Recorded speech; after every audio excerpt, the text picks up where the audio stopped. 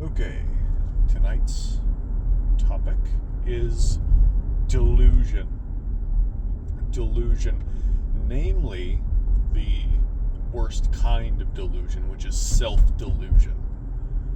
Deluding oneself to believing that why things are happening to you, why things are the way that they are, why everything is the way it is. Maybe I should rephrase. It is what it is such a valuable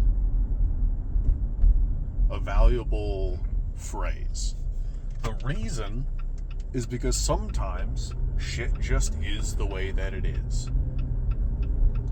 Sometimes, a lot of the time, things aren't the way we'd like them to be, but they are the way that they are and we can't change it, right? Or maybe you can change it and you've simply convinced yourself that it's not possible. Now, I, personally, don't have any issues with fat chicks. I don't.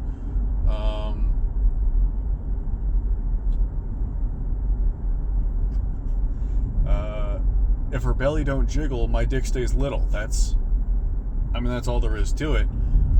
But what I don't like, and a lot of fat bitches today, is the delusion about the state of their bodies. Firstly, it is objectively untrue that being fat is healthy. Alright? I'm not one of these fear mongers who says, like, oh, you're 40 pounds overweight, you're gonna fucking die of a heart attack at 35, because that's really not true. There are enough old fat people in America to prove that that's not true. But it does increase risk. That is true. Right? And it's, quite frankly, irresponsible. Deeply irresponsible to tell people otherwise. It's irresponsible to claim that certain lifestyles are not objectively and inherently unhealthy.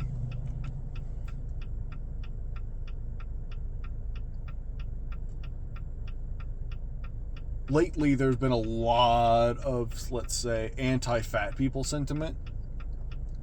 Most of it, I'm going to tell you, is not that people hate fat people. Most of it is because, and this is what I'm getting to, a lot of fat people are delusional about the state of their bodies and of society. They say that, oh, well, the only reason why you don't find fat people attractive is because society tells you you're not supposed to. And I disagree with that. Most of the YouTubers, most of the content creators that I watch are very anti-fat, and yet I find fat chicks attractive. Alright?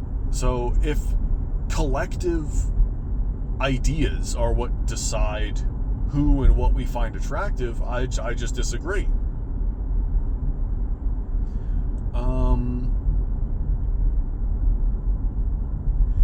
It's also the idea that you can't do anything. Like, the amount of fat people who aren't okay with being fat, but they cope. They cope about being fat. They talk about how, oh,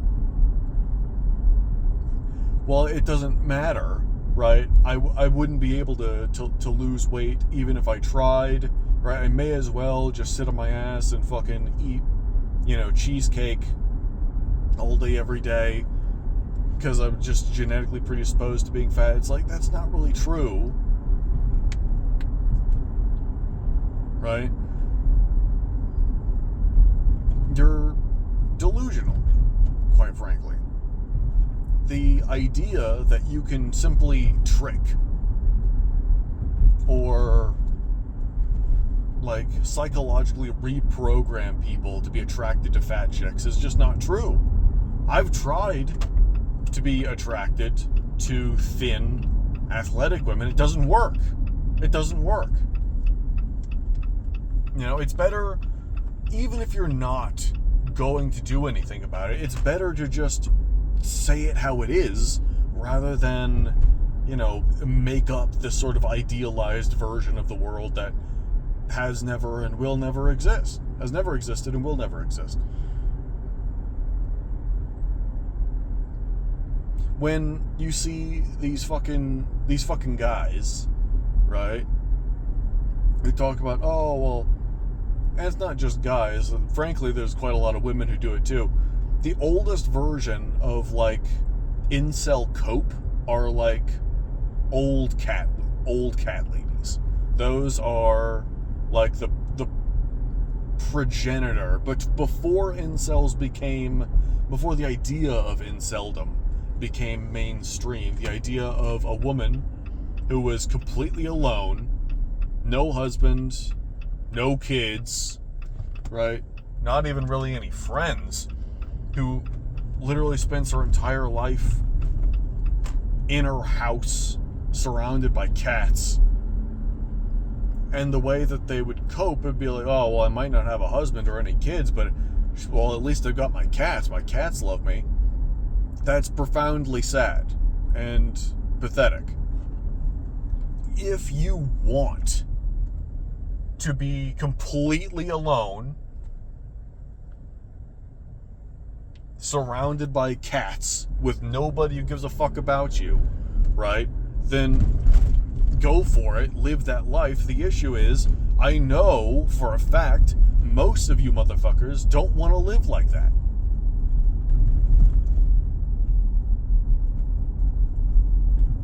Especially in the age of the internet. You make it so obvious you don't want to live like that.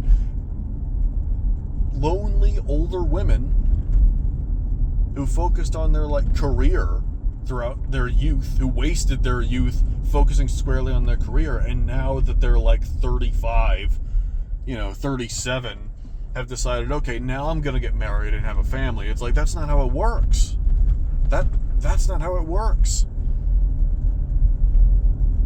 And then they blame men. Then they blame men because they made choices that have led them to where they are. Right? I don't cope about, oh, well, I might have cracked both my heels the first week in basic training, but, like, at least I'm back home. Those other fucking losers, are stuck in the military, but they're having a bad time right now. It's like, no. That would be cope. Alright, the truth of the matter is I was a fucking weak little bitch with fucking weak bones. Alright? And I just didn't have what it took physically to get the job done. It is what it is. I'm not proud of it, right? You don't need to be proud of your deficiencies. Not every one of your flaws needs to be a point of pride, which is an issue for a lot of people, especially women today.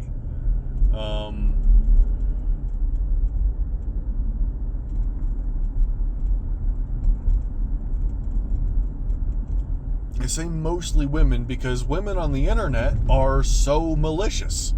You have literally fat chicks on the internet who clearly don't want to be fat, because if you call them fat, then they'll get offended, they'll get upset. It's like, if you're gonna be the body positivity influencer, at least have the fucking balls to call yourself fat and accept when other people call you fat. At least have that much, right? At least have the self-awareness to acknowledge, yeah, I am fat. I don't care. I'm not going to change it, but I'm also not going to make it anybody else's problem, which is the big thing. That's why there's so much anti-fat sentiment right now on the internet.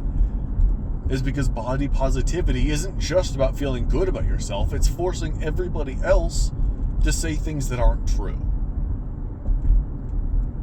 which has resulted in a lot of fucking backlash. Rightly so, I think. Like, if you want to smoke fucking 10 packs a day, right, and fucking fill your lungs with tar, right, fuck it, right? This is America. You have the freedom to do that. I also think it's grossly irresponsible to go around telling people, no, cigarettes aren't unhealthy. No, bro, all the, cigarettes causing cancer, that's not true. That's fake news. That's fake news. You live your best life, queen. Yas, queen, slay. Like, that kind of shit. The Yas, queen, slay attitude. Right? The girl bossification of, what would you say, flaws? The idea of turning all of your weaknesses and deficiencies into points of pride is so weird to me. Again, it's delusion. I know I probably pissed off a lot of people ragging on insecure fat bitches, but again, these are my bitches. All right?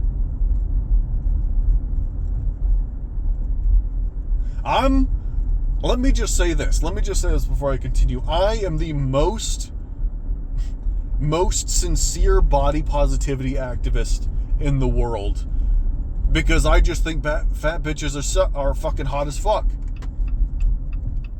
I want to fuck fat bitches. That's, like, if that ain't sincere body positivity, I don't know what is. But I know I'm gonna get, people are gonna get upset about, oh, you're just fetishizing. Yeah, I am. All right. Look, sometimes that's the best you can ask for, but that's besides the point.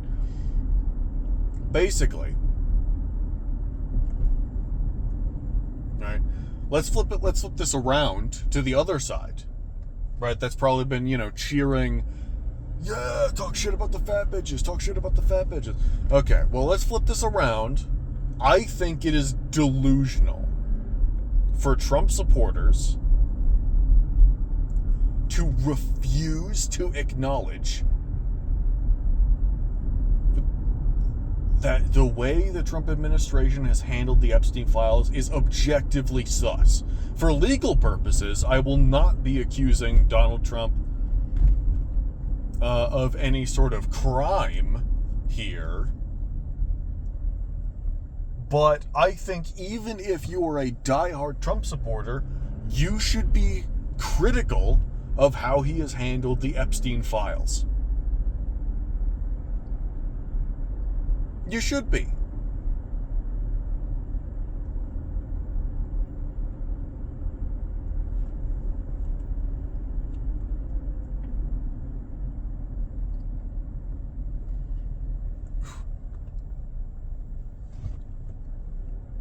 Quite frankly, it astounds me the way that people put up blinders to these sorts of things.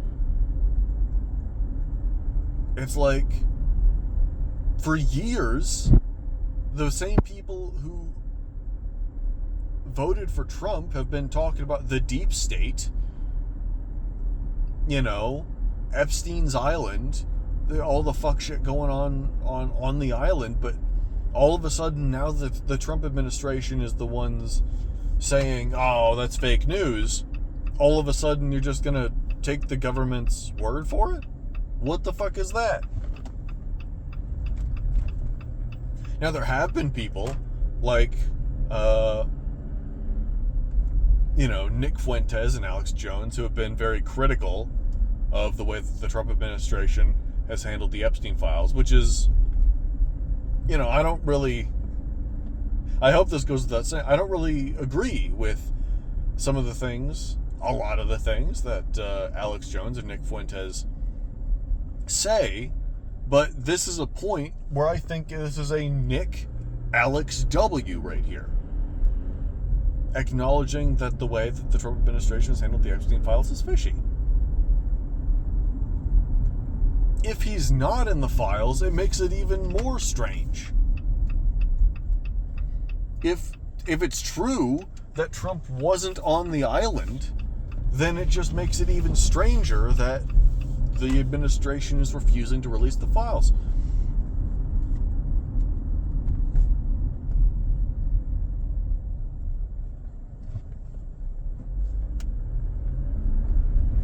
These are delusional people.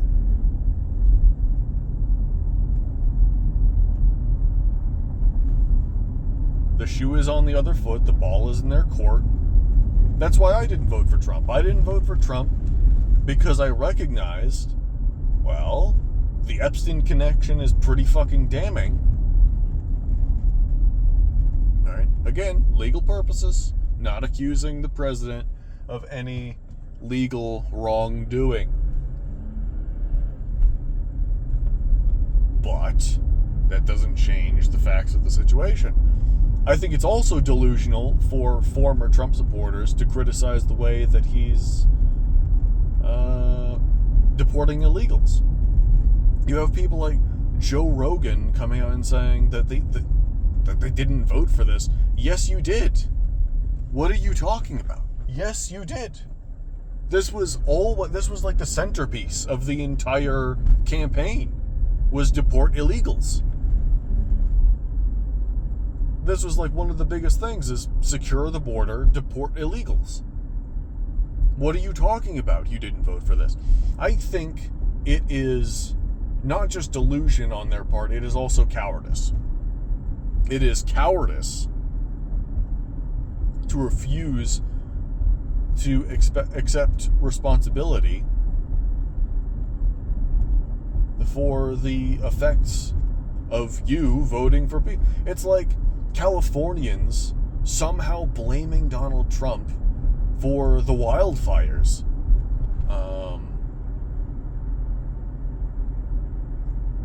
Somehow finding a way to blame the Trump administration for the wildfires after voting Gavin Newsom into office how many times in a row?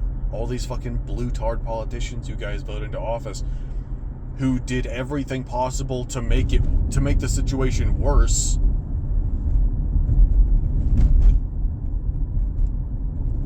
And yet you never acknowledge that. Instead, you somehow spin it into the Trump administration's fault. Again, delusional people.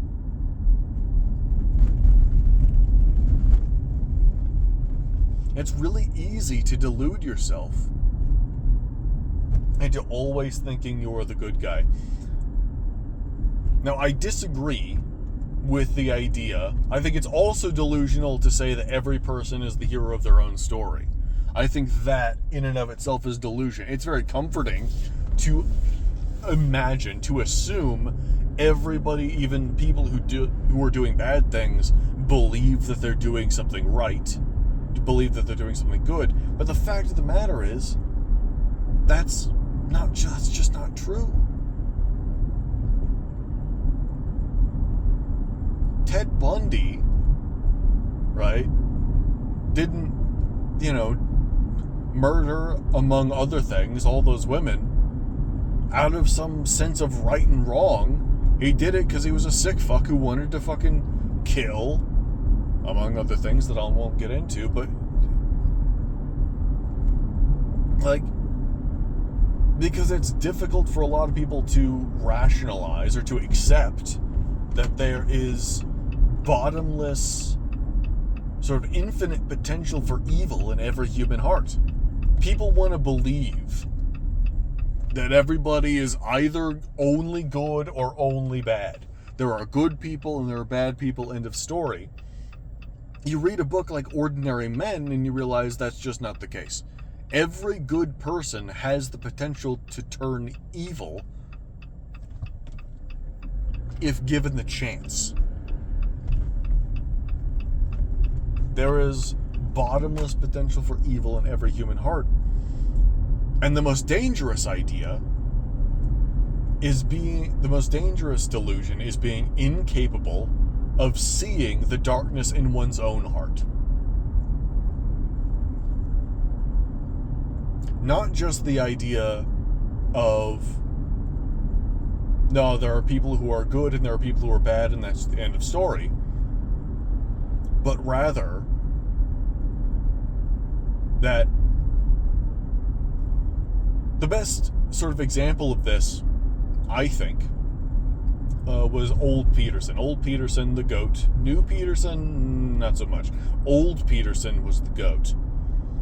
The reason why Old Peterson was the goat is because he was able to sort of dismantle the modernist Western narcissism in such a compelling way. When, he'd ask a group of like college students, oh, well, in Nazi Germany, do you think you would have been, one of the people who'd like, help and hide, your Jewish neighbors? Do you think that you'd be one of the good ones? You'd be one of the good Germans who didn't immediately rat out, the Jews in your area? And then he'd say, no, you wouldn't be that guy. You wouldn't be that guy.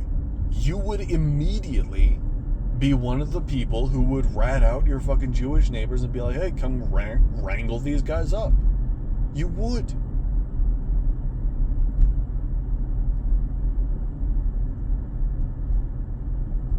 Because there is bottomless darkness in every human heart, and I think it is your duty as a human, it is your duty to recognize this fact, and not just recognize this fact, but to actively fight the darkness within yourself as much as you possibly can. And it's, quite frankly, delusional to assume that you are a good person.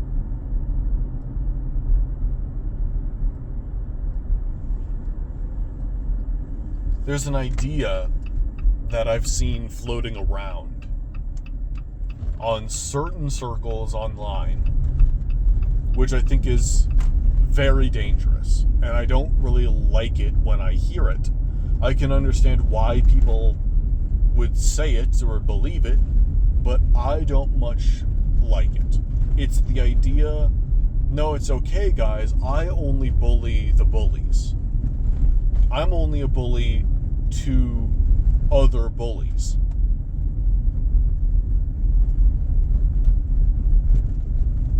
I just treat people bad when they treat other people bad. Right? I only am unjust to other people who are also unjust. I think this is profoundly delusional. And I know people are going to say, well, slippery slope fallacy. You know what? Let me also say, before I continue, literally any statement on planet Earth that you could ever make, there is a logical fallacy attached to it that could immediately sort of dismantle it with no further critical thought. There is no statement you could make that someone can't respond with some obscure logical fallacy to argue against it. So I don't really take the mention of logical fallacies seriously. Most of the time.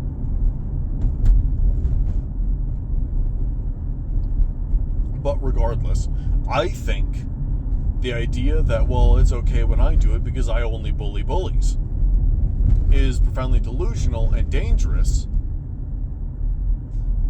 because you view yourself as being basically superior to other people, and that superiority will bite you in the ass.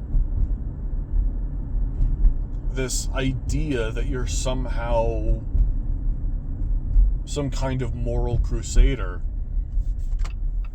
you've seen it, let's say, backfire with Nux Taku. We've seen it backfire. The Taiga situation was Nux letting his sort of morally righteous ego control him, and he made allegations about Tyga that were not true because he'd gotten used to the fact that most of the people that he'd call out were actually guilty, were actually bad people. Eventually he gets, he catches wind of Tyga, who was rumored at the time to have, what was it, that the rumor about Tyga, that he groomed somebody? He was grooming underage fans. It wasn't true, and Tyga disproved it, and Nux made a whole apology and everything. But you see how this escalates because of this notion of moral superiority. The idea that you're such a good person that it's basically like your job, your responsibility to basically go on some kind of moral crusade against other people. It's like, yeah, there are people who deserve to be called out for their bullshit. That's true. But it's once you doing that develops into a sort of ego-fueled delusion of,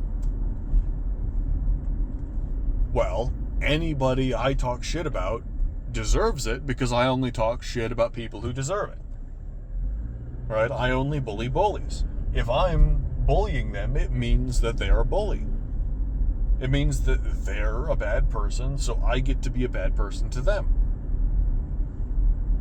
Again, very dangerous mindset. Very easy for your ego to get away from you. I think perhaps a delusion that a lot of people could share was, let me tell you a delusion, my former delusions, right? So I'm not just talking shit about other people. Here's a delusion from my not so distant past that I've managed to sort of cleanse myself of over time, and that's being parasocial with online figures. Being parasocial with online figures.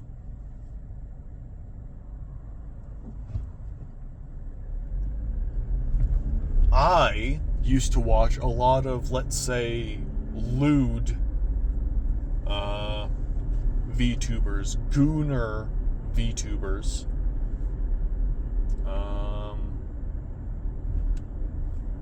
I have stopped watching VTubers whose, let's say, their content centers around sort of gooning or being sexual, being flirtatious,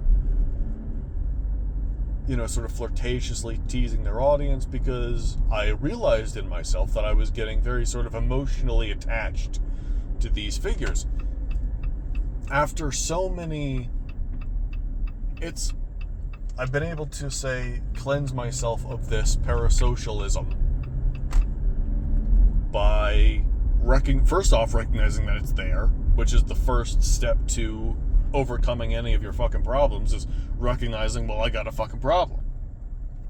If you want to lose weight, the first step to losing weight is recognizing, okay, I am this much weight over where I want to be.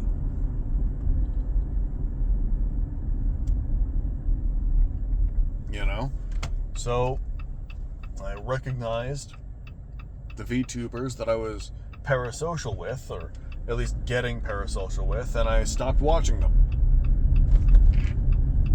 Now, luckily, there is such an oversaturation of VTuber content online that, it was pretty easy to find replacements that weren't, that did not go out of their way to promote parasociality.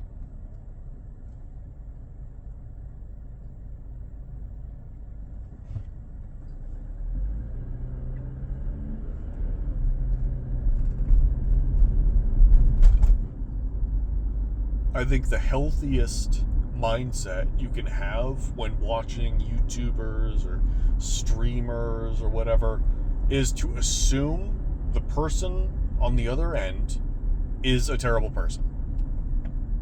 And quite frankly, I think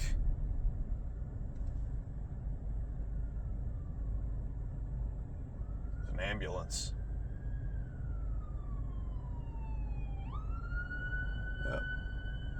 That's an ambulance. I don't know what's going on there. But anyway, because so many people online reveal themselves to be shitty people.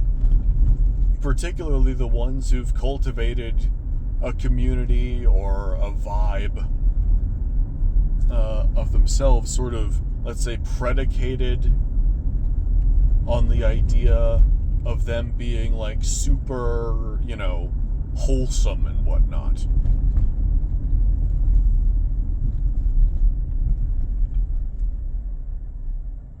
Because in my experience, the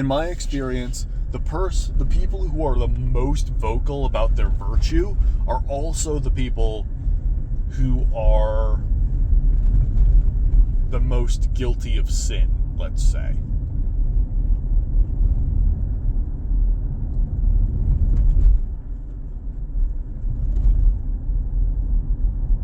Now you might say, well, not everybody believes in the concept of sin, but yes they do.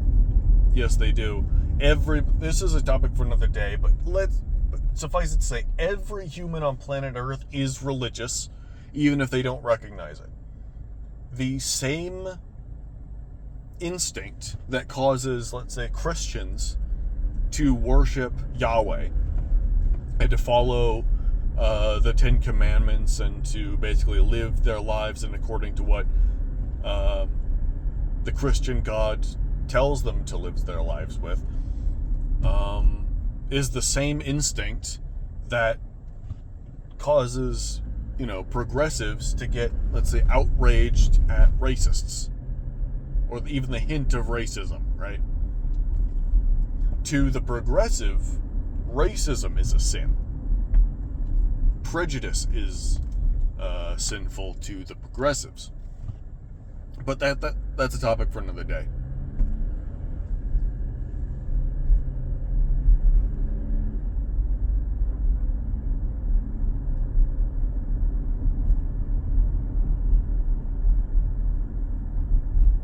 I've lost my train of thought. I'm not going to lie to you. I have lost my train of thought.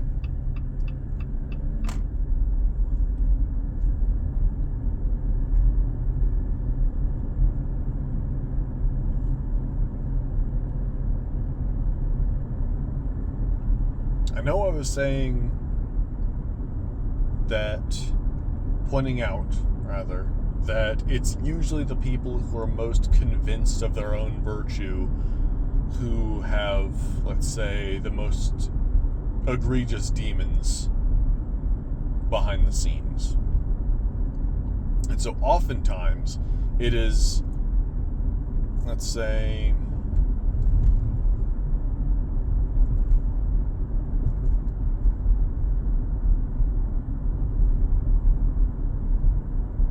the most friendly or flirtatious seeming VTubers who end up being the most malicious. First off, streaming, I think, is an inherently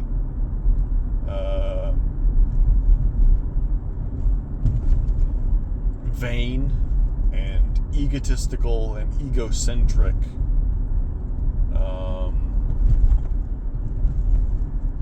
career choice.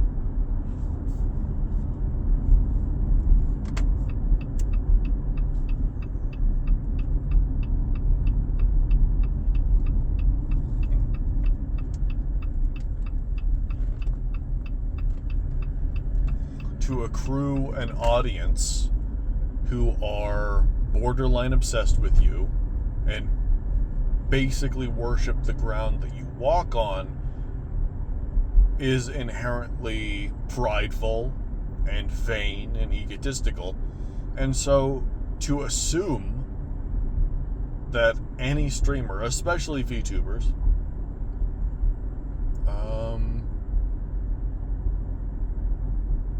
aren't trying to, let's say, provoke you into a parasocial relationship, I think is asinine. I think that's incredibly ignorant, and I think it will backfire eventually.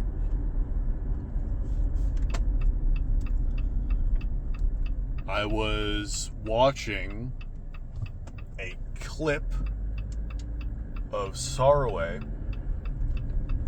the other day talk about how she disliked it when people from her audience who had subscribed to her Fansly would message her asking her out on like dates and like trying to sort of like meet her in real life and shit. And talking about how, well, this is my place of work. This is that. Basically, I've seen a ludicrous amount of clips of Sarway basically venting about how she's so lonely and she wants a boyfriend, she wants a husband. Talk about all these personal things, as well as making, I assume, porn content on Fansly and posting like cosplay thirst traps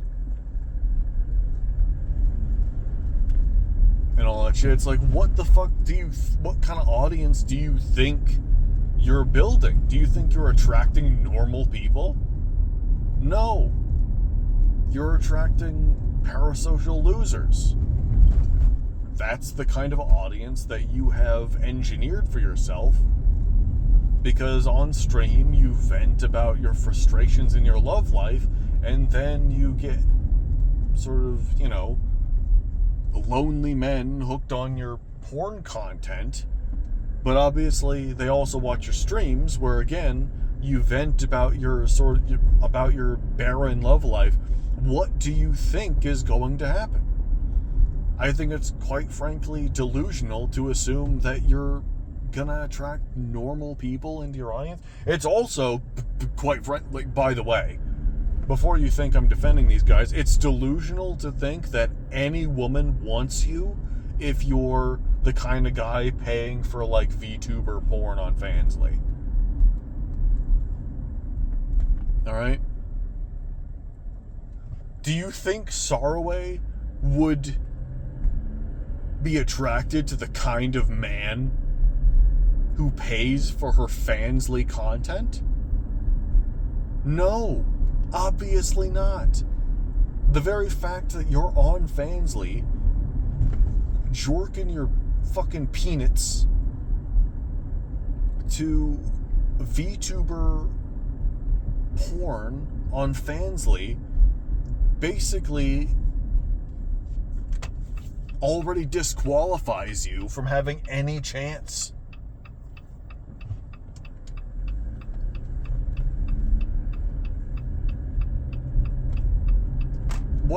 Do you think she's into parasocial fucking... Do you think the kind of man that Saraway wants is a parasocial gooner? No woman wants that. So this is an interesting sort of double delusion that we have here. The Saraway's delusion, thinking that opening up sort of emotionally on stream while also posting cosplay thirst traps and as well as possibly porn. I haven't looked at her Fansly. I don't feel like paying for a fucking Fansly subscription or whatever, so I don't know what kind of content she posts there. But basically it's posting pornographic content on the internet while also being like emotionally vulnerable will obviously only ever attract this kind of person. Primarily.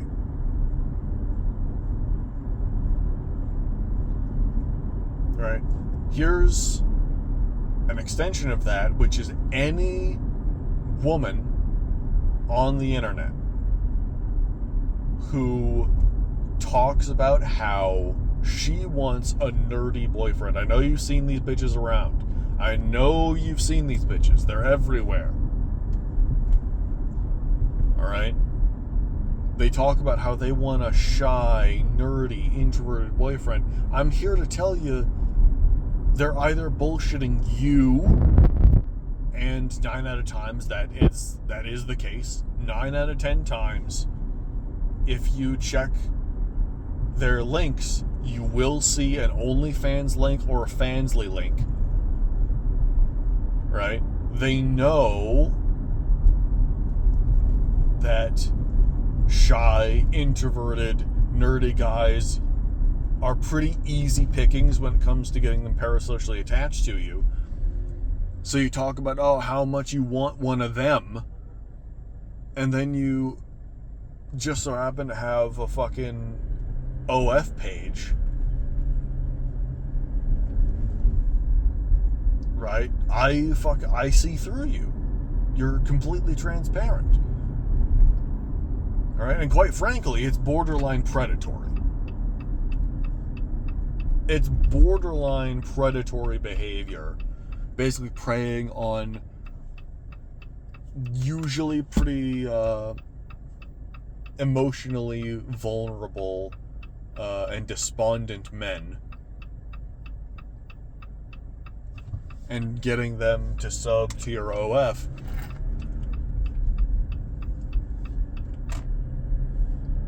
The 1 out of 10 times when one of these women on the internet is not trying to delude potential consumers is when she is deluding herself.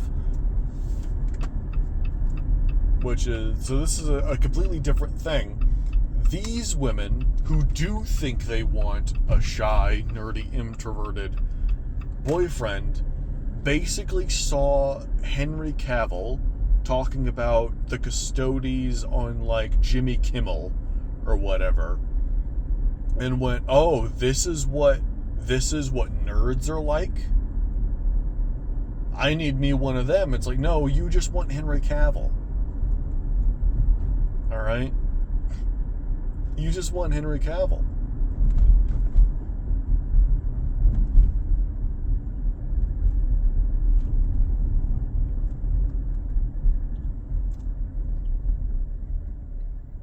All right, Henry Cavill is not a very good advertisement for nerdy men, because to expect to find a guy with Henry Cavill's interests who looks like him that's literally like needle in a haystack kind of thing.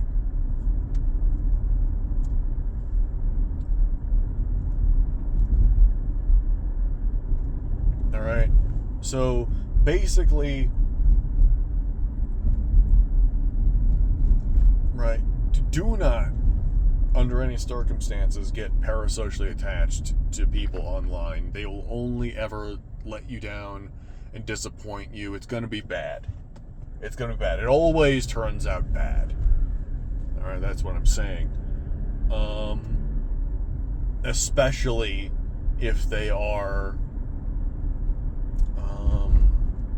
a sexually explicit woman. All right, these are harpies. These are succubi. All right, not again. 9 out of 10 times they just want you to become parasocially attached to them and sub to their OF. 1 out of 10 times they still don't want you, buddy, because we all know you don't look like Henry Cavill. All right, so don't even bother trying.